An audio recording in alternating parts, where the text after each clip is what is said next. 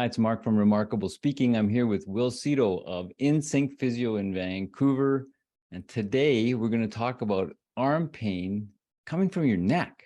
How you doing, Wil? I'm doing good, thanks. How about you, Mark? Good. So this doesn't seem to make sense, really. How can you have arm pain from your neck? Yeah, so I guess the first thing to really understand is the different kinds of neck issues that you can get. And you can have four basic types, I guess, to really narrow it down. And you look at what's called standalone neck pain.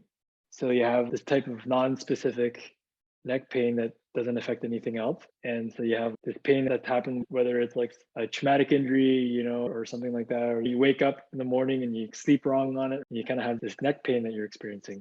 And it's just neck pain. So there's no other symptoms. And it could be stiff and it could be not be stiff. And then you have neck pain with headache related symptoms. Like you have neck issue, neck pain related with headache stuff. And that's quite common when you have this referral of the things going on with your neck joints that refer up into the head. And so that's neck joint related pain, or the technical term is called cervicogenic headache, because the headache is coming from referral points from joints in your neck. And so the muscles get all really tight too as well, and they can also refer right into the base of your skull. And then the third type is sort of like this whiplash type of associated neck pain or disorder. And there's all these classifications with that where it's like trauma. So I did mention trauma earlier, but I meant like more trauma that's kind of like, you wake up, that's still, I consider that trauma, but it's not like acute trauma where you've had an accident, right? So with the third type, the whiplash associated trauma is like a specific sort of acceleration and decelerated force. And basically you can either have pain in your neck without issues with motion, but you have pain, or you can have limited range of motion, or you can also have that with, now it goes into the fourth category, which is neck pain with arm pain. And so the technical term of that, I guess, is radiculopathy or neuropathy. And so when you look at the neck pain with radiculopathy or neuropathy, that's when the actual pain in your arm, and we've had this on our physio team where clients have said to our physios, yeah, I think I've got tennis elbow. And then they've been treated with some other healthcare providers, and and it didn't help at all. Like they were treating their tennis elbow, or what supposedly they thought was tennis elbow, or some kind of overuse thing going on in their arm. But in fact, if you do a thorough assessment and you do this clinical examination and look at where is their arm pain coming from, it's actually coming from their neck. And so when you start treating that and you look at the cause of that and you start putting the pieces together and you treat that whole picture, then you start to actually affect that arm pain, because you can get referral from your neck all the way down your arm. And especially if someone that it may not even be an accident. It could be an accident, but it may not be an accident.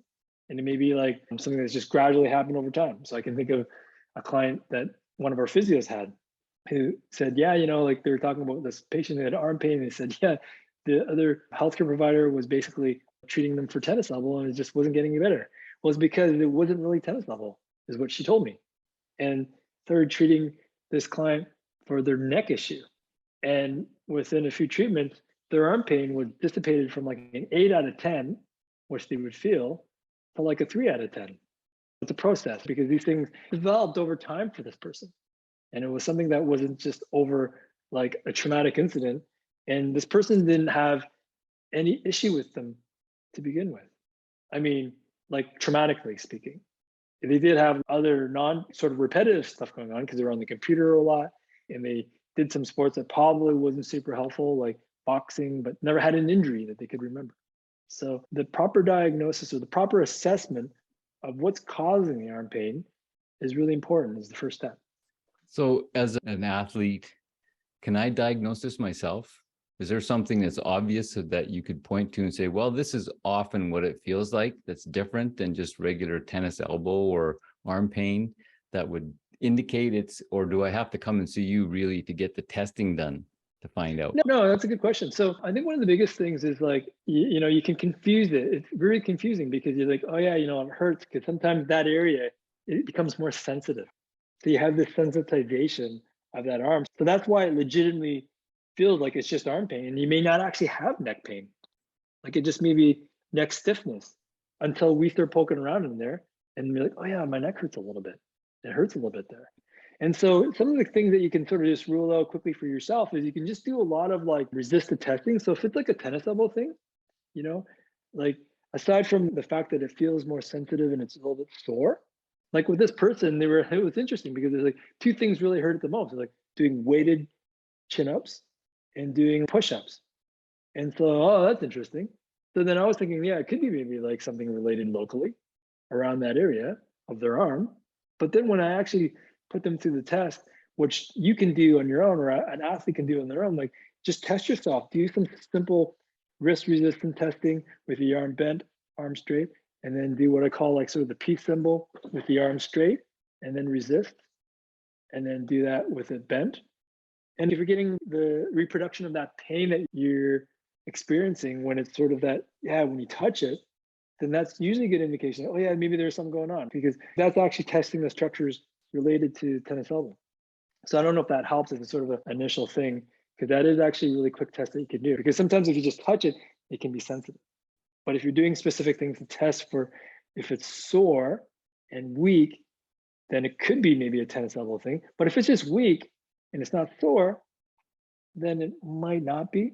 So the other key thing too, if it is a tennis elbow thing, if it's an overuse thing, and if you're doing exercises to work on releasing the muscles like self massage and stretching, and then you're doing some specific strengthening for it, and that doesn't get any better in like a couple of weeks, then that's when you want to get it looked at. Maybe there's more to it than meets the eye. And as great as Google can be in terms of being a good resource, sometimes you just got to get it looked at. If it's beyond that stage of like 2 weeks, and especially if you're like, yeah, I want to start to play more tennis, I want to start to play more ultimate frisbee or rock climb or whatever it is, using your arm more. When you're working on a person's neck to reduce the stiffness or the pain that's referring down into the person's arm, what kind of stuff are you doing? Yeah, so really good question. So one of the biggest things is, so there's three things that we're looking at in terms of the rehab process. So there's increasing mobility. So we want to increase the mobility of like the whole thing that's affecting the arm. So there's the neck and the things that basically come up and attach the neck, so the nervous system. So if we affect the mobility of the neck and allow it to move better, then that's going to allow things to move better all the way down. And then also the muscles around the neck. So if the muscles are just basically really super tight, if everything is always on like this, and then that's also going to add more compression and also affect the movement patterning of how you rotate or how you flex or how you extend your neck. And so that's going to also affect what's happening all the way down with the nervous system and how you use those muscles. So that mobility issue with the muscles and the joints and the nervous system. And then being able to get your core strength to stabilize all that. And so then that way we can now focus on the third thing, which is basically the functional strength.